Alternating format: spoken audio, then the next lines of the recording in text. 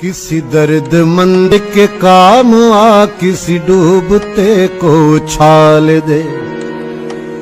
किसी दर्दमंद के काम आ, किसी डूबते को छाल दे।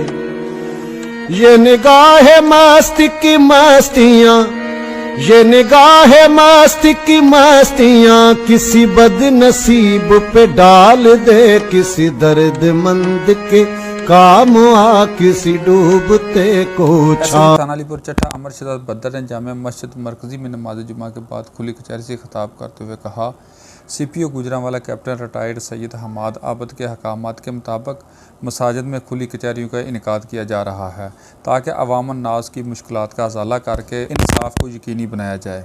नमाजियों से खिताब करते हुए अमर शहजाद बद्दर ने कहा, अवाम नाज की जानो माल इज़्ज़त व आबरू की हिफाजत करना हमारा फ़र्ज़ है।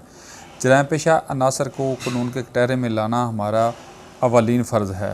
पुलिस और आवाम के राब्तों को बढ़ाया जा रहा है। मैं खिदमत के लिए हम वक्त हाज़िर हूँ। फौरी शिकायत के अजाले के लिए मेरे नंबर पर भी रब्ता कर सकते हैं। कैमरामैन उवैस नवीद के साथ नवीद भट्ट, AR न्यूज़ अलीपुर चट्टा।